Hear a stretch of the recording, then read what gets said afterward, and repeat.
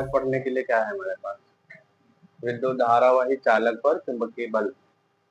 चुंबकीय बल तो भी मैंने पढ़ाया है, लेकिन आवेश पर चुंबकीय बल पढ़ाया है ना। मैंने पढ़ाया ना, एक समान चुंबकीय क्षेत्र में अगर कोई आवेशित कण उसके लंबवत गति कर रहे तो उस पर एक बल लगता है, उसको कहते हैं चुंबकीय बल। उसका नाम है लॉरेंस बल।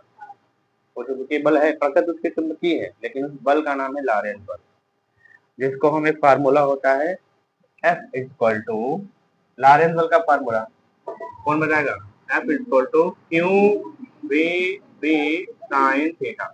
इस फार्मूले से हम निकाल सकते हैं, ठीक है। लॉरेंस बल का मान, जहाँ पे क्यू क्या है, वो आवेशित कण पर आवेश है। बी क्या है? बी है उस कण का वेग, बोलो। और ये बी क्या है? बी वो चुंबकीय, एक समान चुंबकीय क्षेत्र जिससे लंबवत वो गति कर रहा है। और थीटा क्या है? बी और बी के बीच का कोण है। वेग और चुंबकीय क्षेत्र के बीच का कोण थीटा है। ये बात मैंने पढ़ा दी ना, और मैंने इसकी दिशा भी ज्ञात करने का बता दिया तरीका, बोलो। कल मैंने दिशा ज्ञात करने का तरीका बताया था, ठीक है। अच्छा, आज क्या है?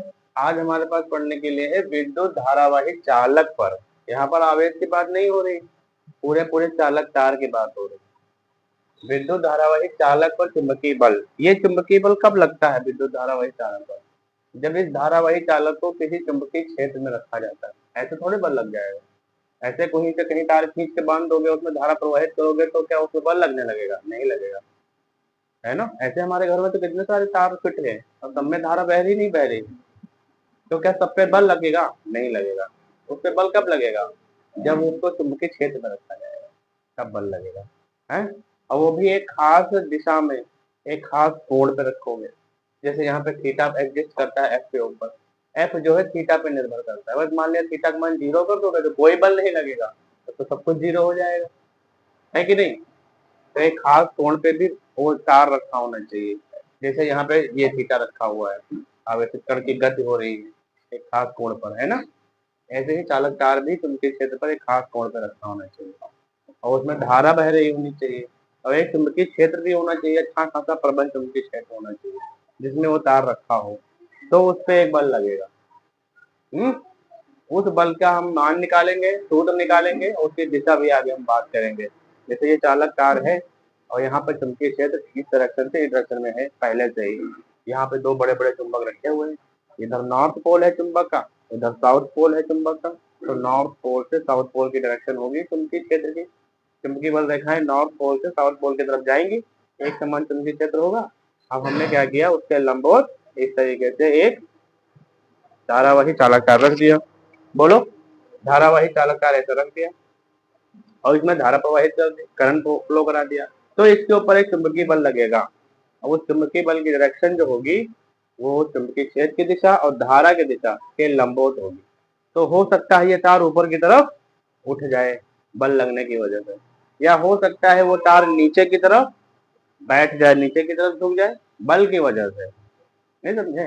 चालक तार में बल लगेगा ना, तो बल की वजह से हो सकता है तार ऊपर उठ जाए, या हो सकता है नीचे गिर जाए। अब ये ऊपर नीचे की बात तो हम दिशा में करेंगे, लेकिन ये ध्यान रखो कि इस पे बल लगेगा, और वो जो बल होगा उसका मान क्या होगा, उसका फार्मूला क्या होगा, तो फार्मूला हम निकालेंगे। बात समझ में आई? बोलो। जब किसी, यहाँ से लिखे, देखो, जब किसी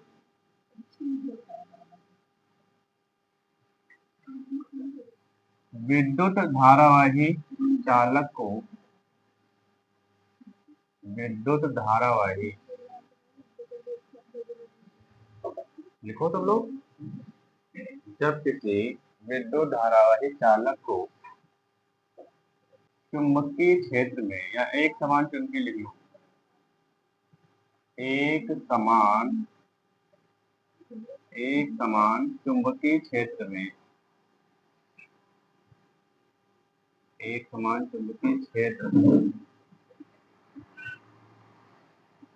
जब किसी विद्युत धारावाही चालक को एक समान चुंबकीय क्षेत्र में रखा जाता है, में रखा जाता है, तो चालक के भीतर, चालक के भीतर। अच्छा, ये जो बल लग रहा है ये किसकी वजह से लग रहा है? जब चालक के भीतर भी तो आवेश है, नहीं है? चालक के अंदर आवेश है कि नहीं, फ्री इलेक्ट्रॉन के रूप में, और वो भी तो गति कर रहे हैं। तो अगर देखा जाए तो हर एक आवेश एक समान चुंबकीय क्षेत्र में गति कर रहा है, हर एक आवेश। और तुमको पता है कि हर एक जो भी आवेश एक समान चुंबकीय क्षेत्र में गति करेगा तो उसमें बल लगेगा। तो इसका मतलब हर एक आवेश पे लारेंस बल लग रहा है, और आवेश पे बल लगने की वजह से पूरे चालक तार पे बल लग रहा है कि नहीं? जिसकी वजह से चालक तार या तो ऊपर उठ जाएगा तो नीचे गिर जाएगा। आई बात समझ में? ये वही बल है लारेंस बल, लेकिन लारेंस बल एक चालक पे लगता है, और यहाँ पे एक आवेश पे लगता है लारेंस बल, और यहाँ पे चालक तार में बहुत सारे आवेश उन सब पे लारेंस बल लग रहा है एक ही दिशा में। तो पूरे चालक पे बल लगेगा कि नहीं लगेगा? है? तो वही मैंने लिखा, तो चालक के भीतर गतिमान आवेशों के कारण, गतिमान आवेशों के कारण, गतिमान आवेशों के कारण चालक पर एक बल जिसकी दिशा, जिसकी दिशा की दिशा चुंबकीय क्षेत्र, चुंबकीय क्षेत्र, चुंबकीय क्षेत्र व धारा की, धारा की दिशा के लंबवत होता है, या लंबवत होती है, लंबवत, धारा की दिशा के लंबवत होती है, जिसकी दिशा चुंबकीय क्षेत्र व धारा की दिशा के लंबवत होती है। किसकी दिशा? बल की दिशा। ठीक है? ये बल किस पे लग रहा है? चालक तार पे लग रहा है। क्यों लग रहा है? क्योंकि उसको हमने कहाँ रख दिया है? एक समान चुंबकीय क्षेत्र में रख दिया है, और उसमें धारा प्रवाहित हो रही है, जिसकी वजह से उसमें आवेश का फ्लो चालू हो गया, और हर एक आवेश पे लारेंस बल लगने लगा, जिसकी वजह से चालक के ऊपर बल लगने लगा। आई बात समझ में? ठीक है, तो ये क्या समझ में? इसका मतलब तार में फिर इलेक्ट्रॉन है, और जो इलेक्ट्रॉन है उनमें अनुगमन वेग हो रहा है, तभी तो धारा बह रही है। कौन सा वेग हो रहा है? अनुगमन वेग हो रहा है। ठीक, तो हमको पता है अनुगमन वेग और धारा में क्या संबंध होगा, पता है ना? आई बराबर क्या होता है? आई बराबर N E A V T, ये तो होता है अनुगमन वेग और विद्युत धारा। ये अनुगमन वेग है, ये तार का अनुप्रस्थ काट का क्षेत्रफल है, ये इसमें इलेक्ट्रॉन जो है उस पर आवेश है, और ये एकांक आयतन में इलेक्ट्रॉनों की संख्या है। यही तो है, बोलो। ये बात पढ़ चुकी हो कि नहीं विद्युत धारा वाले में? ये पता है ना कि सारी चीज इसमें क्या है? विद्युत धारा है, ये अनुगमन वेग है। इसको कर दो समीकरण नंबर 1, हम जानते हैं ये बात।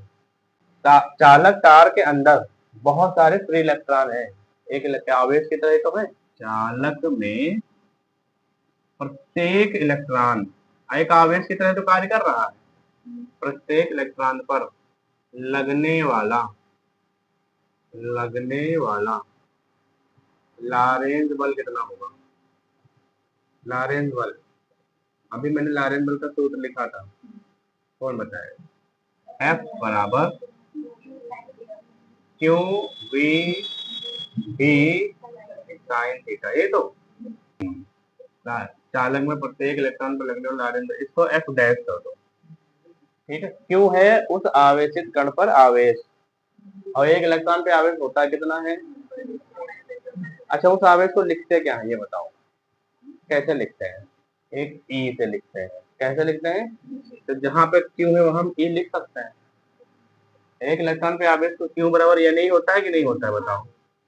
होता है, फार्मूला पढ़े हो, क्वांटिकरण वाला फार्मूला। यहाँ आवेश का मान है, ये इलेक्ट्रॉन, ये इलेक्ट्रॉनों की संख्या है, ये इलेक्ट्रॉन पर आवेश है, तो इलेक्ट्रॉन के आवेश को ई से नहीं लिख सकता, लिख सकते। तो एक इलेक्ट्रॉन के आवेश से ई से लिखे तो क्यू हट जाएगा, यहाँ पे क्या आ जाएगा बताओ? ई आ जाएगा, बोलो। अच्छा, इलेक्ट्रॉनों में वेग कौन सा हो रहा है? तापी वेग हो रहा है कि अनुगमन वेग हो रहा है? जब धारा बहती है अनुगमन वेग होगा ना, तो यहाँ पर जो V लिखा है, क्या इसकी जगह पर हम BD नहीं लिख सकते हैं? लिख सकते हैं कि नहीं लिख सकते? लिख सकते हैं। और B चुंबकीय क्षेत्र है, और थीटा तो पता ही तुमको, वेग और चुंबकीय क्षेत्र के बीच का कोण है। क्लियर है हर बात? और अगर कंफ्यूजन है तो यहाँ पे लिखो क्योंकि F बराबर होता है F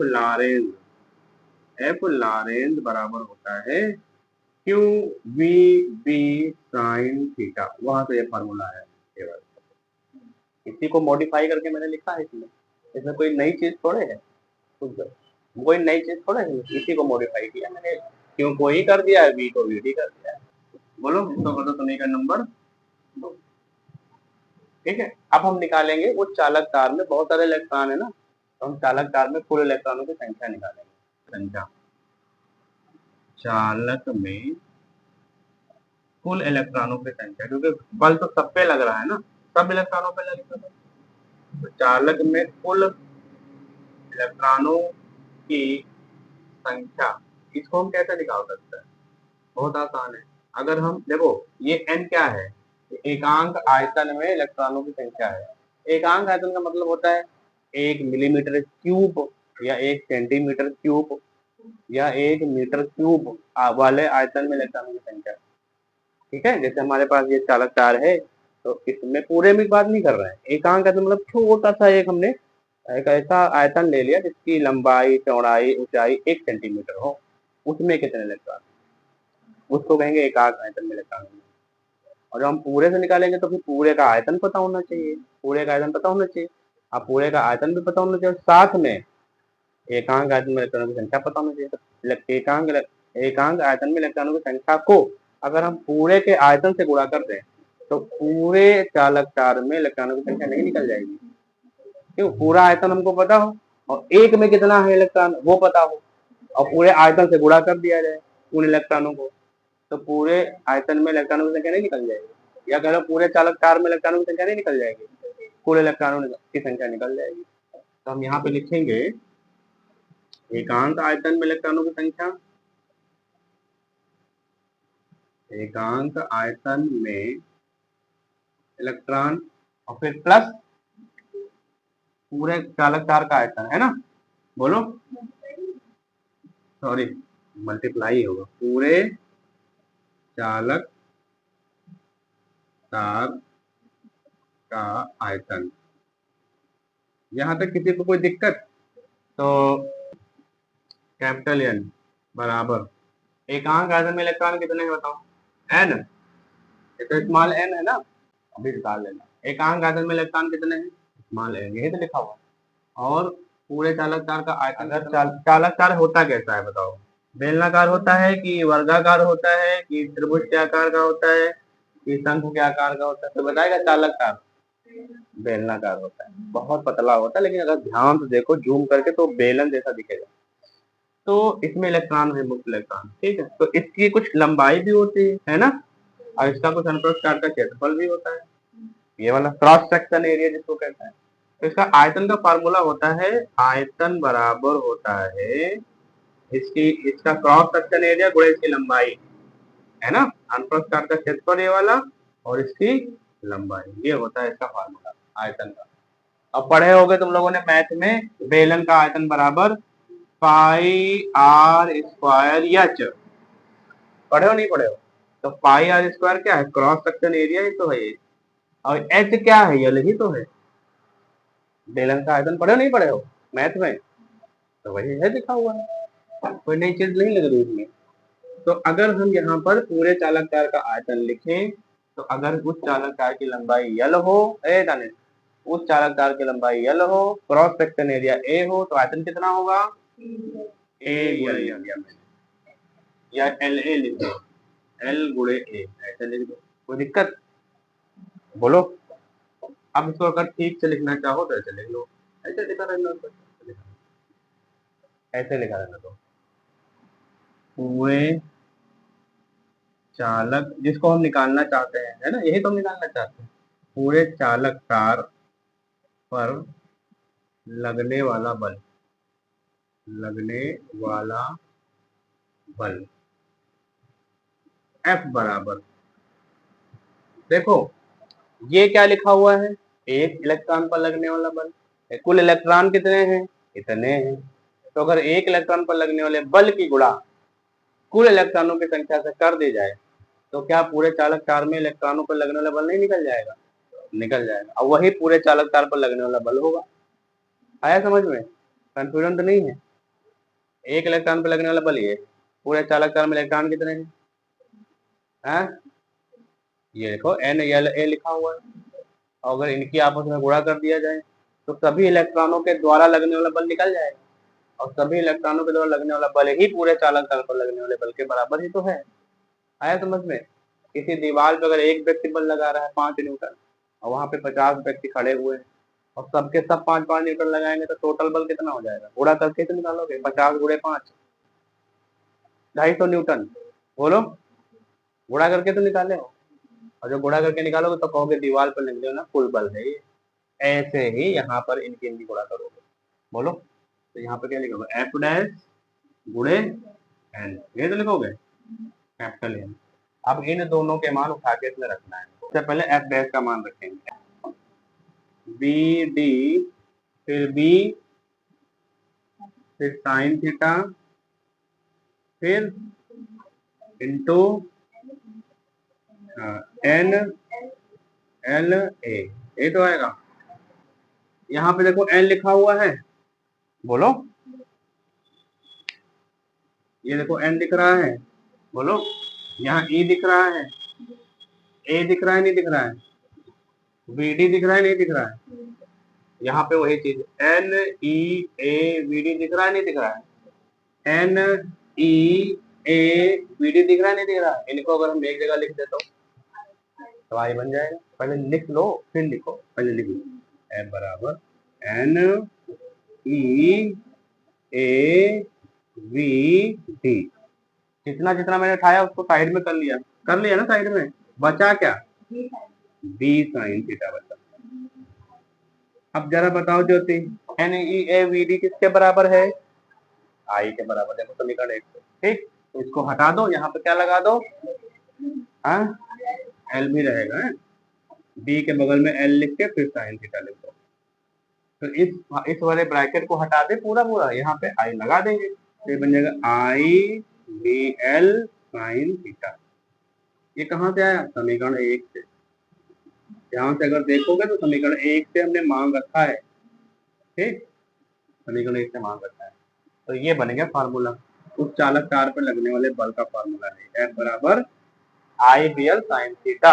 और कुछ बच्चे जो हैं, कुछ विद्यार्थी इसको याद रखने के लिए इसको ऐसे लिखते हैं, B I L sine theta, ताकि वो बिल याद कर सके। बिल उनको याद रहता है, बिजली का बिल, पानी का बिल, मोबाइल का बिल है, दवाई का बिल, हॉस्पिटल का बिल। बोलो, याद रहता तो उसको बी आई एल से याद कर सकते हैं, इसको तो ऐसे भी याद कर सकते हो। अच्छा एक बात बताओ जरा, बी मतलब चुंबकीय क्षेत्र जिसमें वो चालक तार रखा है, आई मतलब उसमें बहने वाली धारा, एल का मतलब उस चालक तार की लंबाई पर भी डिपेंड करता है इसका मतलब, और थीटा का मतलब आई और बी के बीच का कोण। बताओ आसान है कि नहीं है, कठिन तो नहीं है, बोलो, समझ में आया ना सबको। बताओ, इधर लिख दें, क्योंकि एग्जाम में सदिश निरूपण भी पूछ लेते हैं कभी कभी। सदिश निरूपण बताओ इसका, कोई बताएगा सदिश निरूपण, बहुत आसान है सदिश निरूपण। सदिश निरूपण इस सूत्र का देखो, एफ क्या है, सदिश राशि है कि नहीं है, वेक्टर है, तो इसके ऊपर वो बनेगा, तीर बनेगा कि नहीं बनेगा, बनेगा, एफ बराबर। यहाँ बी भी तो सदिश राशि है, तो बी के ऊपर भी बना दो। बोलो, आई नहीं, आई हटाओ, आई किनारे करो, एल, एल क्या है, एल को कर दो सदिश, तो क्रॉस लगा के सदिश कर दो, ठीक। यहाँ पे एल को सदिश रूप में मानेंगे और फिर साइन थीटा, तो बाहर क्या चला जाएगा, आई, तो आई को बाहर कर दो, यहाँ कर दो, यहाँ पे, ठीक। ये हो गया सदिश निरूपण। साइन थीटा हट जाएगा, क्यों हटा, क्योंकि दोनों का क्रॉस मल्टीप्लाई साइन थीटा से होता है, बी एल साइन थीटा। जब इसको गुणा करोगे तो आएगा बी एल साइन थीटा, तो खोलोगे तो यही आ जाएगा, ठीक। वो किसी को डाउट तो नहीं। अभी मैंने चालक तार पर लगने वाला बल पढ़ाया है, F is equal to I B L लिख दें, I B L sine theta. इसको याद जरूर कर लेना, इसके द्वारा चुंबकीय क्षेत्र की परिभाषा भी दी जाती है, चुंबकीय क्षेत्र के मात्रक की, है ना। इसमें अगर हम विशेष स्थितियां लगाएं, विशेष स्थितियां, विशेष स्थितियों में बल का मान देखो कैसे चेंज होता है। विशेष स्थितियां नंबर 1, यदि थीटा का मान 0 डिग्री हो, 90 डिग्री करो, 90 डिग्री करो, 90 डिग्री हो, इसका मतलब क्या हुआ, थीटा का मान 90 अंश का मतलब क्या हुआ, धारा की दिशा और चुंबकीय क्षेत्र की दिशा के बीच का कोण 90 डिग्री हो। जैसे जैसे ये चुंबकीय क्षेत्र की दिशा है ये, और ये धारा की दिशा है, और तुमने ऐसा रखा है क्या लगता है, तो धारा की दिशा यही तो होगी, तो बीच का कोण कितना हुआ, 90 डिग्री हुआ। 90 यहाँ पे लिख सकते हो, यहाँ पे लिख दो बी तथा आई के बीच कोण थीटा बराबर 90 डिग्री, ठीक। यानी कि चुंबकीय क्षेत्र के लंबवत रखा हुआ है चालक तार, है ना, चालक तार चुंबकीय क्षेत्र के लंबवत है, ठीक है। यहाँ पे ऐसा लिख दो, अर्थात चालक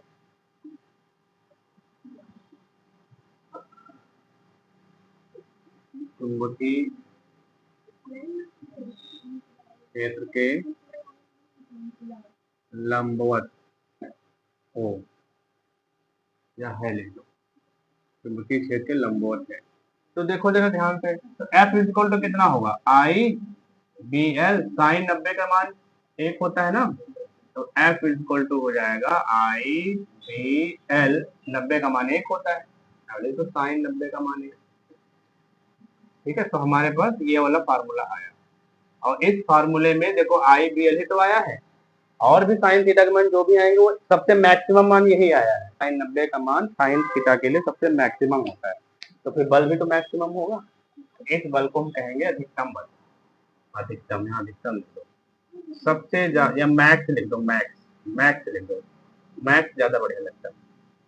एफ मैक्स का मतलब मैक्सिमम फोर्स लगेगा तार पे अगर लंबवत रखोगे, ठीक, मैक्सिमम फोर्स लगेगा, अच्छा, अधिकतम बल लगेगा। और यदि थीटा बराबर 0 डिग्री, 0 डिग्री हो, अर्थात अर्थात चालक चुंबकीय क्षेत्र के समांतर हो, चुंबकीय क्षेत्र के समांतर,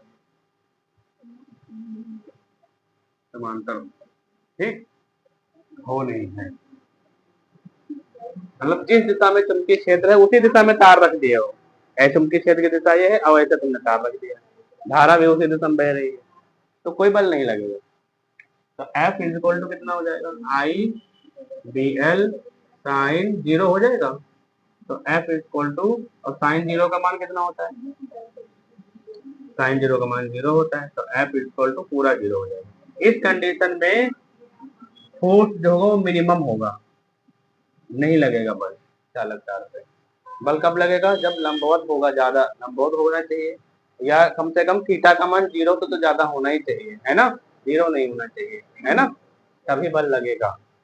ये विशेष स्थितियां लिख लो।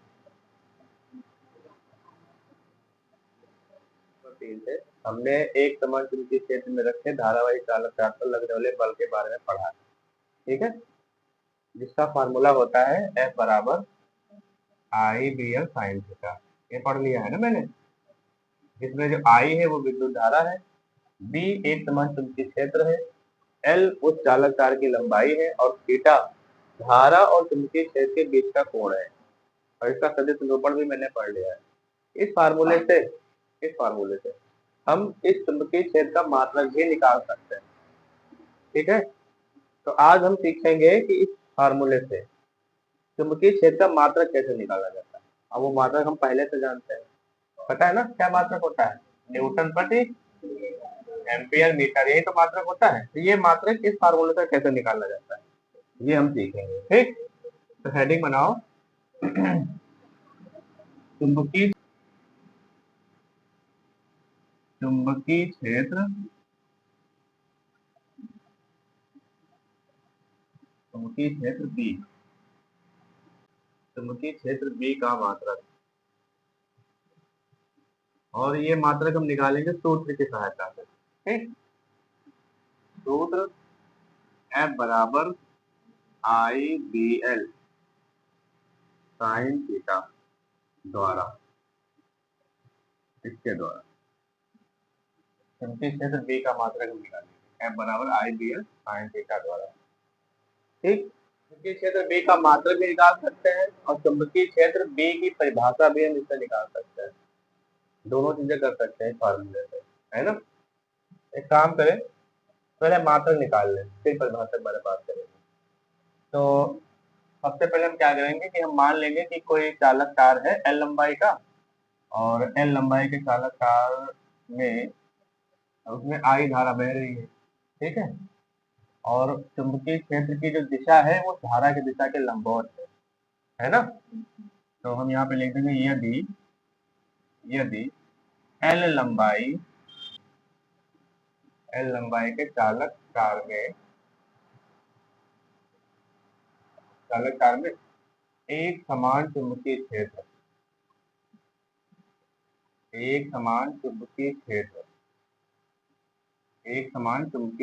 B के लंबवत I धारा बह रही है, I धारा प्रवाहित हो रही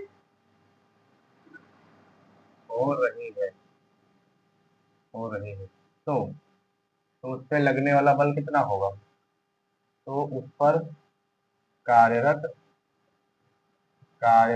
या कार्य करने वाला चुंबकीय बल कितना होगा, चुंबकीय बल और कार्यरत चुंबकीय बल F बराबर होगा, लंबवत है ना तो सीधे सीधे लिख देंगे आई बी एल, यही तो होगा, क्योंकि थीटा का मान तुमने 90 रख दिया, थीटा बराबर 90 है, तो साइन 90 का मान 1 हो जाएगा और यहाँ आई बी एल हो जाएगा, मैक्सिमम फोर्स हो जाएगा, विशेष चीज में भी पढ़ाया है।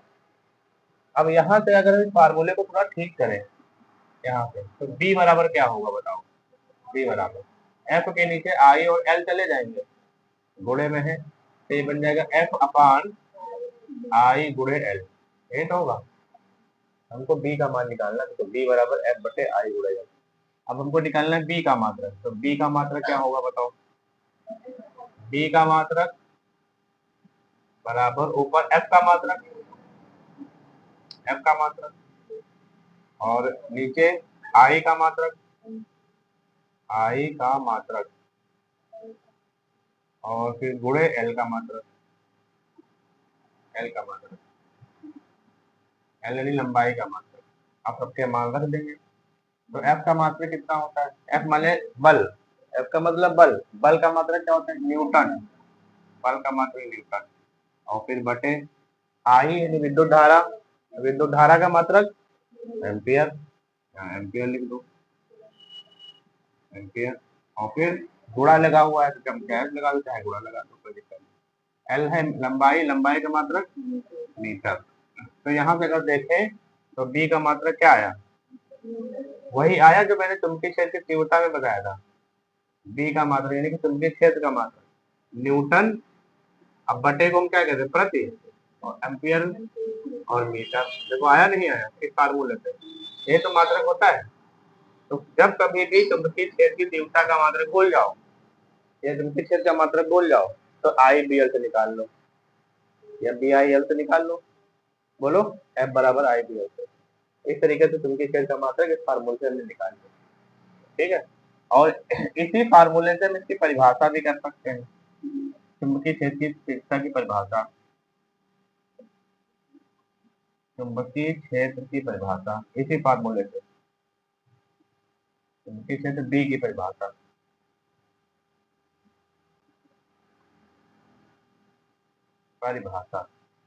तो इसकी परिभाषा कैसे कहोगे, देखो बहुत आसान है, इस सूत्र को देखो, इसको देखो, B बराबर क्या होता है, B बराबर F अपान I गुणे L होता है। इस फार्मूले में यदि F का मान I का मान कितना कर दिया जाए 1 एम्पियर, 1 एम्पियर, और एल बराबर कितना कर दिया जाए, 1 मीटर, है ना। तो बी बराबर कितना हो जाएगा, एफ हो जाएगा। भाई यहाँ एक रखोगे मान, यहाँ भी एक रखोगे, तो एक गुणे एक मतलब एक ही तो होगा, तो एफ बटा एक होगा, और एक लिखा ही नहीं जाता है, तो बी एफ के बराबर नहीं हो जाएगा, तो बी बराबर एफ हो गया। इसका मतलब ये हुआ, अतः अतः यदि किसी चालक को, यदि 1 मीटर लंबे, यदि 1 मीटर लंबे चालक को चुंबकीय क्षेत्र के लंबवत, चुंबकीय क्षेत्र के लंबवत, यदि 1 मीटर लंबे चालक में चुंबकीय क्षेत्र के लंबवत 1 एम्पियर की धारा प्रवाहित करें, 1 एम्पियर की धारा प्रवाहित करें, तो जितना बल, जितना बल तार पर, जितना बल यानी चुंबकीय बल, देखो एफ है, जितना चुंबकीय बल तार पर आरोपित होता है, जितना बल तार पर आरोपित होता है,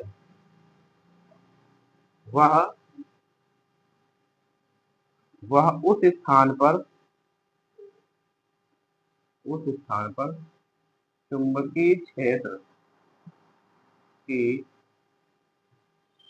तीव्रता के बराबर होता है,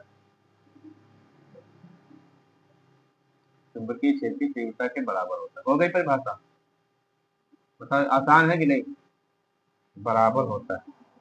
बस 1 मीटर लंबा तार ले लो, और उसमें 1 एम्पीयर धारा प्रवाहित कर दो, और रख दो चुंबकीय क्षेत्र लंबवत, जितना बल लगेगा वही चुंबकीय क्षेत्र का मान होगा।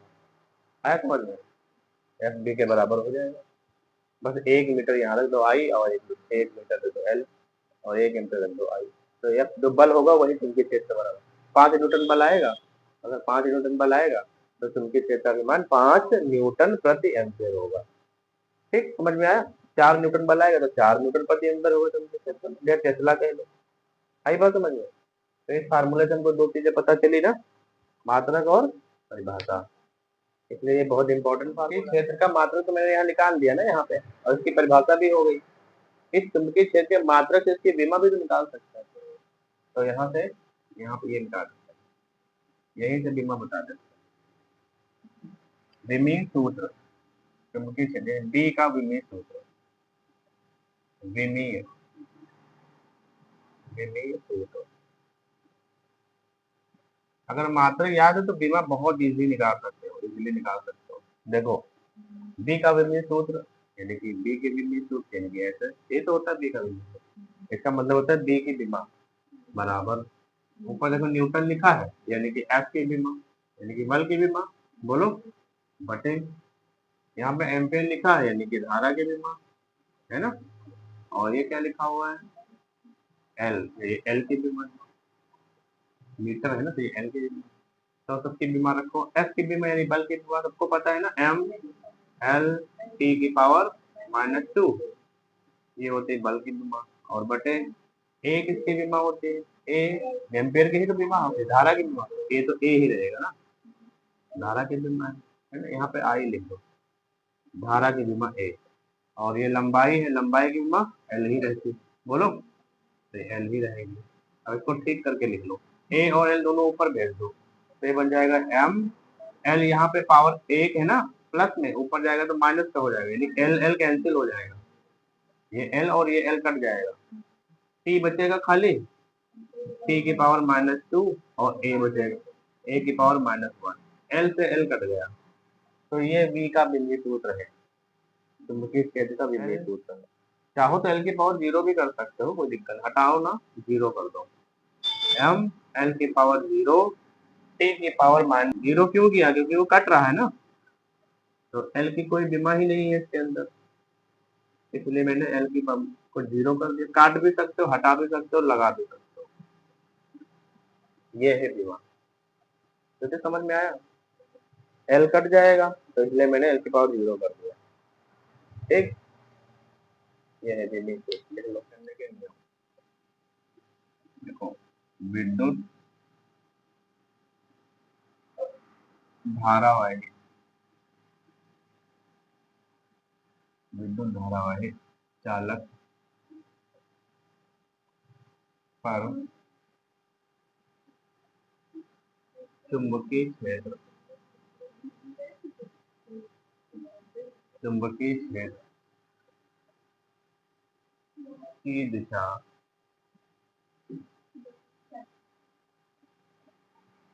ज्ञात करने के लिए,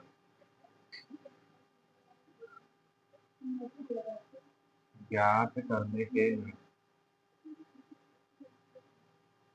चुंबकीय क्षेत्र की दिशा ज्ञात करने के लिए विद्युत धारावाही चालक पर चुंबकीय क्षेत्र की दिशा ज्ञात करने के लिए, देखो ये हो गया नीचे वाला, बीमा वाला हो गया ना सबका। मुख्य दो नियम लिखवा रहे हैं। नंबर एक फ्लेमिंग के बाएं हाथ का, फ्लेमिंग के बाएं हाथ का नियम, फ्लेमिंग के बाएं हाथ का नियम, फ्लेमिंग के बाएं हाथ का नियम,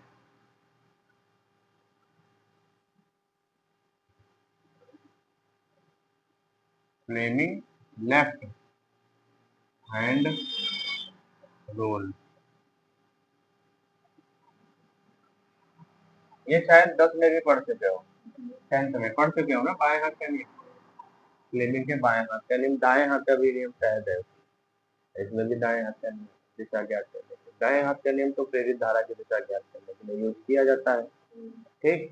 अब बाएं हाथ का जो नियम होता है फ्लेमिंग के, वो चुंबकीय बल की दिशा ज्ञात करने में, चालक तार पर लगने वाले बल की दिशा ज्ञात करने के लिए किया जाता है, ठीक। बायां हाथ है, फ्लेमिंग का बायां हाथ है मान लो, ठीक है। सब लोग ध्यान से बोर्ड हमारी तरफ देखो, हमारे हाथ की तरफ देखो, ये फ्लेमिंग का बायां हाथ, बायां मध्य लेफ्ट हैंड, ठीक। इसमें हमको ये जो 3 उंगलियां हैं, अंगूठा और ये वाली उंगली, पहली वाली उंगली और ये बीच वाली उंगली, इसको अनामिका कहते हैं, है ना, क्यों, और ये मध्यमा होती है और ये अंगुष्ठ होती है ना, बोलो, ये इंडेक्स होती है शायद, और ये मिडिल फिंगर होती है और ये थंब होता है। तो ये तीनों उंगलियों को कुछ इस प्रकार से अरेंज करना है कि तीनों एक दूसरे पे लंबवत रहे, तीनों लंबवत रहे ऐसे 90 डिग्री के एंगल पर है तीनों, ये देखो 90 डिग्री का एंगल है और ये भी 90 डिग्री का है, तीनों एक दूसरे के साथ 90 अंश का कोण बनाए हैं, इस तरीके से हमको अरेंज करना है, ठीक है। ये चालक तार में बहने वाली धारा की दिशा में रख दो, किधर रख दो, चालक तार में बहने वाली धारा की दिशा में, बोलो, और बीच वाली, और ये चुंबकीय क्षेत्र की दिशा में रख दो, ये चुंबकीय क्षेत्र की दिशा में और ये चालक तार में बहने वाली धारा की दिशा में। तो अंगूठा जो दिशा प्रदर्शित करेगा वही उस चालक तार पर लगने वाले बल की दिशा होगी, ध्यान दो हमारे हाथ की तरफ है। इसका सुनो, बाएं हाथ के नियम में हम अपने बाएं हाथ की 3 उंगलियों को कुछ इस प्रकार अरेंज करें, फैलाएं कि तीनों उंगलियां आपस में लंबवत रहें। तो यदि हम बीच वाली उंगली को चालक तार में बहने वाली धारा की दिशा में रखें, इसको चुंबकीय क्षेत्र की दिशा में रखें पहली वाली उंगली को, तो अंगूठा जिस दिशा को प्रदर्शित करेगा वही बल की दिशा होगी। आई बात समझ में, बोलो। जैसे एक छोटा सा अगर हम एग्जाम्पल बताएं, जैसे यहाँ पे एक चुंबक है, मान लिया चुंबक है,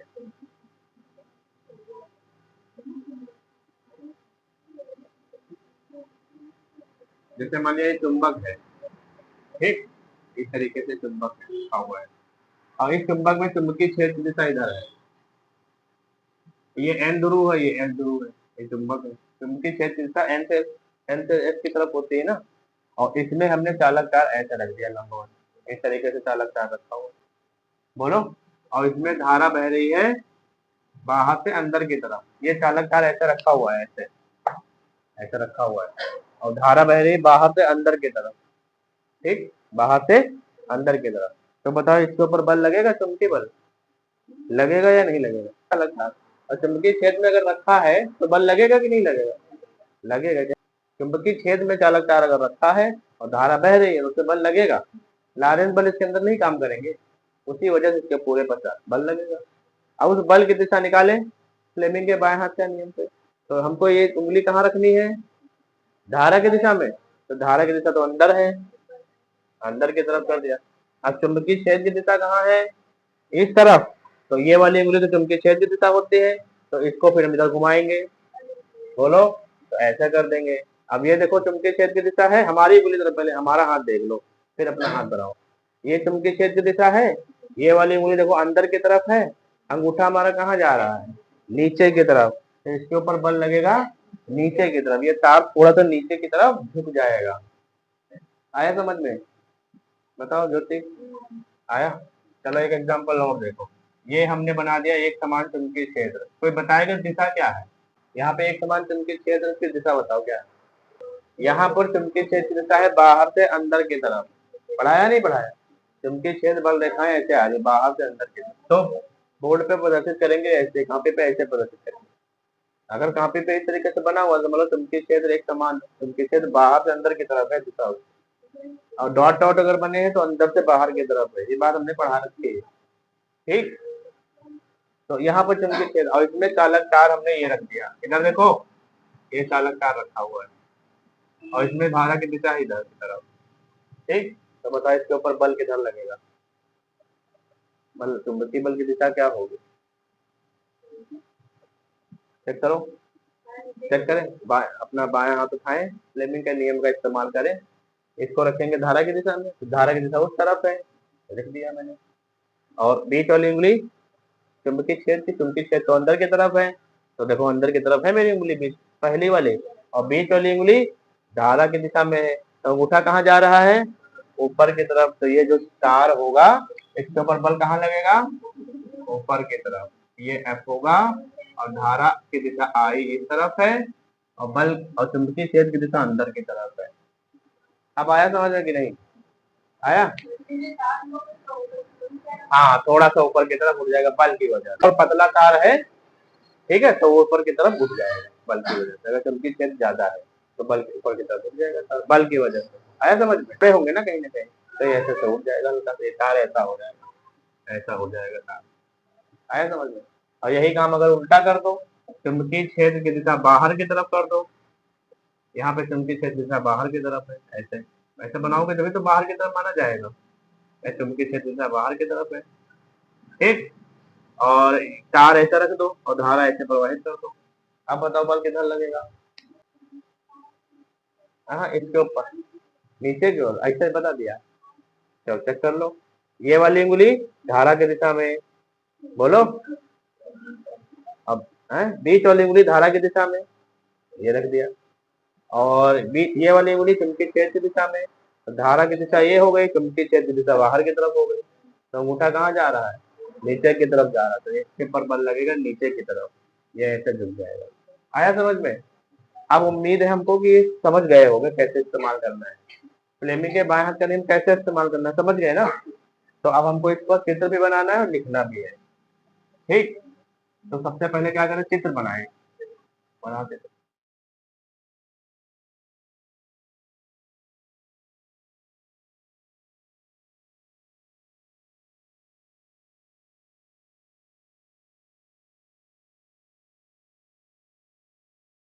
चुंबकीय क्षेत्र की दिशा को, ये है चुंबकीय क्षेत्र, चुंबकीय क्षेत्र, कंफ्यूज नहीं होना है इसमें। चुंबकीय क्षेत्र की दिशा पहले वाले में, चुंबकीय क्षेत्र की दिशा को प्रदर्शित करती है क्यों? फिंगर कहना ये है विद्युत धारा की दिशा, विद्युत धारा आई की दिशा। और ये वाली जो होगी ये बल की दिशा को प्रदर्शित करेगी। बल यानी लिखो, यदि हम अपने पास वाली दोनों उंगलियों, ठीक है, इसको बना लो।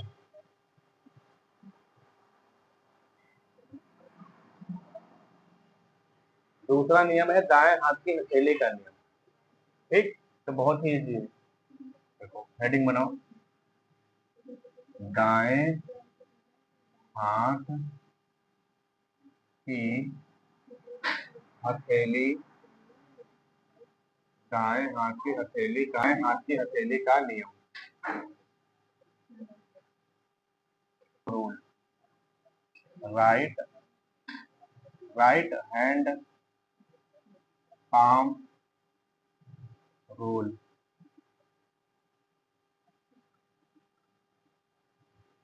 दाएं हाथ ये होगा, दाएं हाथ में हमको अंगूठा और 4 उंगलियां दोनों को ऐसे फैलाना है कि ये दोनों आपस में लंबवत रहे, ऐसे ये और ये अंगुलियां और अंगूठा बीच में 90 डिग्री का कोण बनना चाहिए, ठीक। और दायां हाथ होना चाहिए। तो जो अंगूठा है ना, इसको रखेंगे धारा की दिशा में, चालक तार में बहने वाली धारा की चारों उंगलियां, ये चारों उंगलियां इसको रखेंगे चुंबकीय छेद की दिशा में। तो धक्का लगने की तरफ जो होता है, धक्का ऐसे लगता है ना बाहर की तरफ, बाहर की तरफ जो होगा वो चुंबकीय क्षेत्र, तो बल चालक पर लगने वाले बल की दिशा को प्रदर्शित करेगा।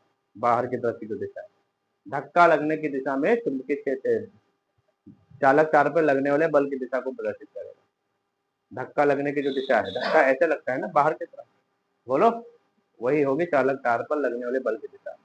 इसको किधर रखना है, धारा की दिशा में। इसको किधर रखना है, चुंबकीय क्षेत्र की दिशा में। एक छोटा सा सिनारियो देख ही लो, जैसे ये हमने बनाया था ना कि यहाँ पर N है और ये दूसरा चुंबक है S है ना, और यहाँ पे ये चुंबकीय क्षेत्र की दिशा, इसमें ऐसे धारा बह रही है बाहर से अंदर की तरफ, चालक तार ऐसे रखा हुआ है, बाहर से अंदर की तरफ बह रही है। और ये हमारा दायां हाथ है, तो धारा की दिशा किधर करेंगे, अंदर की तरफ, बोलो, अंदर की तरफ। उंगलियां किधर करेंगे, चुंबकीय क्षेत्र की दिशा में। चुंबकीय क्षेत्र की दिशा इधर है तो ऐसा कर देंगे। अब धक्का नीचे की तरफ तो लगेगा, तो बल की दिशा क्या होगी, नीचे की तरफ। और उस पहले कंडीशन में भी देखो नीचे लगा था, फ्लेमिंग के बाएं हाथ के में भी नीचे बल लगा, याद आया, बोलो। इसमें नीचे की तरफ बल लगेगा। और मैंने क्या बताया था, एक एग्जाम्पल, अंदर की तरफ अगर चुंबकीय क्षेत्र है, बाहर से अंदर की तरफ चुंबकीय क्षेत्र अगर है, और इसमें धारा की दिशा क्या है, बोलो, ये है धारा की दिशा, बोलो। तो क्या करें, ये हमारा दायां हाथ है और दाएं हाथ में धारा की दिशा क्या है, इधर की तरफ ना। तो अंगूठे को क्या रखेंगे, इधर की तरफ। चुंबकीय क्षेत्र की दिशा किधर है, अंदर की तरफ, तो चुंबकीय क्षेत्र के लिए चारों उंगलियां अंदर की तरफ कर देंगे। तो धक्का किधर लगेगा, ऊपर की तरफ, तो इसके ऊपर बल लगेगा ऊपर की तरफ। पहले सिनारियो में भी ऊपर की तरफ लगा था, याद आया। और हम जब इस चुंबकीय क्षेत्र दिशा को बाहर की तरफ कर दिए थे, तो बल नीचे की तरफ लगा था। समझ में आ गया कि नहीं, तो चलो इसका चित्र बनाते हैं। चुंबकीय क्षेत्र बी की दिशा में, तो जो बल है बाहर की तरफ, मतलब इस तरीके से बाहर की तरफ, यदि हम अपने पूरा पंजा, अंगूठा, धारा यानी आई की दिशा में, अंगूठा धारा यानी आई की दिशा में, तथा ऐसे देखो, अंगूठा इस प्रकार फैलाए कि अंगूठा तथा चारों उंगलियां,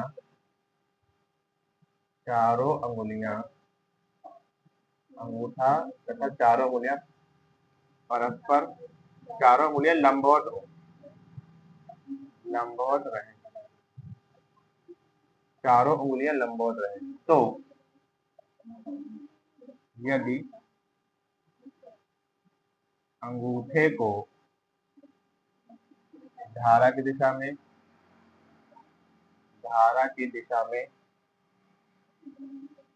अंगूठे को धारा की दिशा में और उंगलियों को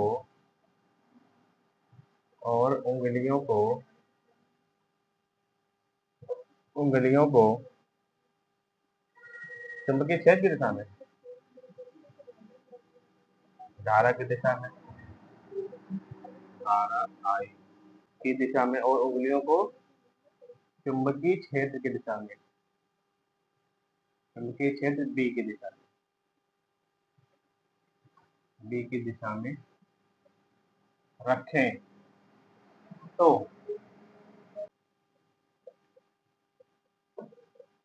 लगने वाला बल हथेली के लंबवत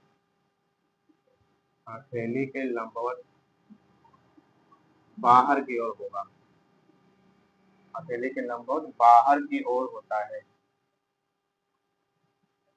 बाहर की ओर होता है। ठीक है, उम्मीद है हमको ये दोनों नियम समझ में आए होंगे। आए हैं ना दोनों नियम? है फ्लेमिंग के बाएं हाथ का नियम और दाएं हाथ के हथेली का नियम, आया समझ में? ये नियम हमको क्या बताते हैं? किसी चालक तार पर लगने वाले बल, चुंबकीय बल की दिशा को बताते हैं। ठीक, जब चालक तार को कहाँ रखा जाए हो, एक समान चुंबकीय क्षेत्र में, तभी और उसमें धारा बह रही है, तभी तो उससे बल लगेगा। बोलो, उसकी दिशा को प्रदर्शित करने का एक नियम है, याद कर लो, लिख लो इसको, फिर याद करो। तो चित्र जरूर बनाना, बिना डायग्राम का जो नियम है वो पूरा नहीं माना जाएगा। ठीक, और कल हम बहुत इंपॉर्टेंट चीज पढ़ाएंगे कि दो समांतर तार है, उन दो समांतर तारों को रखा जाएगा, उसमें धारा प्रवाहित की जाएगी, फिर उनके बीच बल लगेगा, चुंबकीय बल, उसके बारे में पढ़ेंगे। और एम्पियर की परिभाषा भी पढ़ेंगे उसके बारे में, एग्जाम में पूछा भी जाता है।